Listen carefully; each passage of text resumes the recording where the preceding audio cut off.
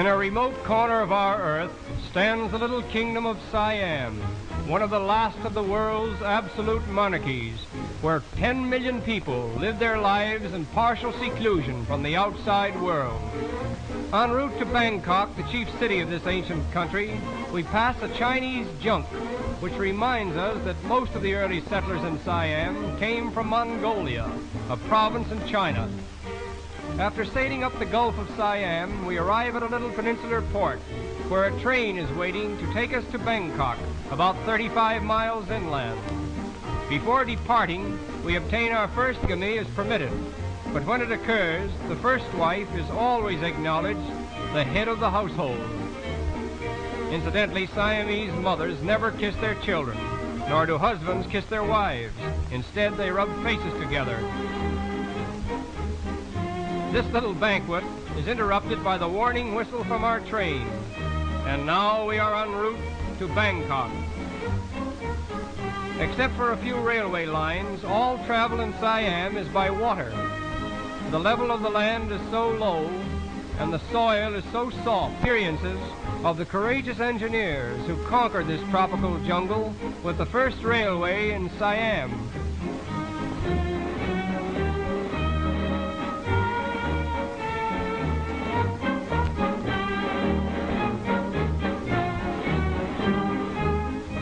The products of the soil consist of rice, sugarcane, coconuts, and all kinds of fruits, which are loaded in boats and paddled up to Bangkok along a whole network of rivers such as we see here.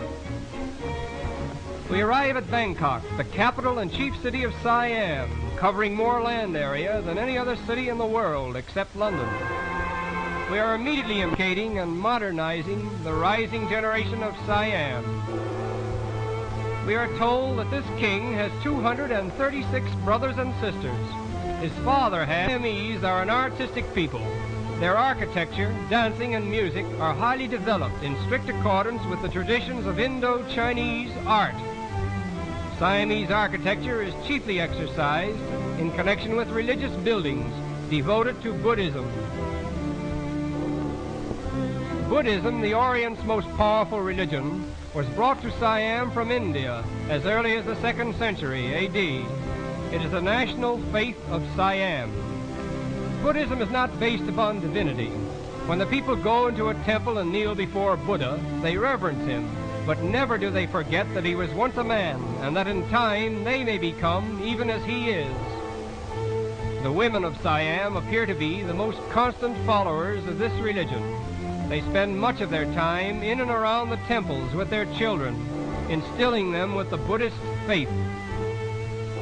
This is the temple of the Emerald Buddha, so called because of an emerald image of the great Buddha, which is lodged beneath one of its pointed domes. Our tour of the temples is interrupted by a visit to the famous Pasteur Institute, where venom is extracted from the most famous houses of worship in the country. Religion influences the life of the Siamese at every turn. He is always under the direct tutelage of the yellow-robed priest. In fact, every Siamese, including the king himself, must spend a period of his life in some one of the 10,000 monasteries of the land. In Bangkok alone, there are at least 500 temples dedicated to Buddhism. As we think of the strength of this faith called Buddhism, with its millions of followers, and compare it to our own, we cannot help but feel a certain embarrassment in presuming to think that our particular religion is the only one in the world of any importance. And it is with this thought that we leave Siam and continue our voyage to Korea, where this same Buddhism is supported by another 17 million souls. We arrive at the port of Seoul, the chief city, where the unofficial reception committee is composed of a rather curious gathering, all as anxious to see us as we are to see them. The white-robed gentleman with the funny hat is the main attraction. This fellow is a typical example of the native Korean.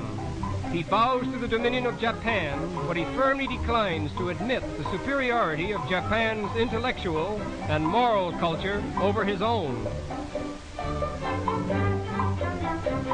Japanese Empire. Here in the new palace, amid the regal splendor of a departed era, the former king of Korea lives on the bounty of his Japanese masters. The streets of Seoul illustrates how thoroughly the Japanese are assimilating Korea. Somehow the women of Seoul seem to be the dominating sex, and we wonder if this dates back to a certain custom that was once rigidly enforced. Every evening at exactly 9 o'clock, a curfew bell was rung as a warning for all men to hurry home and remain indoors so that the women could enjoy the freedom of the streets. This law, however, has been abandoned, perhaps at the request of the ladies themselves.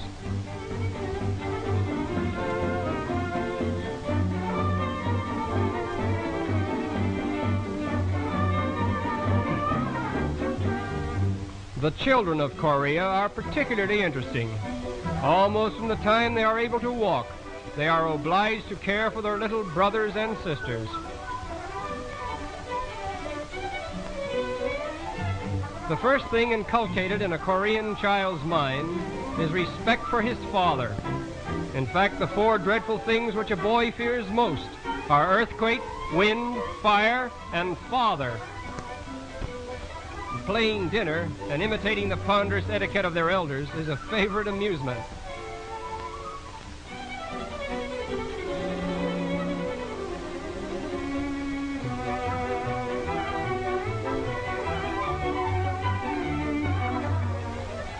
This little tot was most reluctant about permitting us to photograph the baby on her back.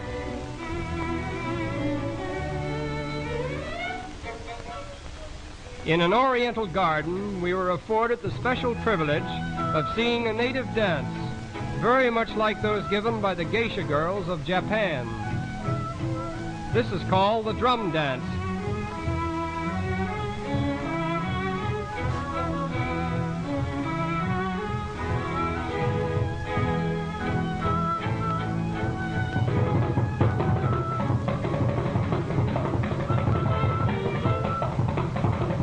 Whatever else we may have seen in Korea, we will never forget the gentlemen with the white robes and the horsehair hats, for they are Korea personified.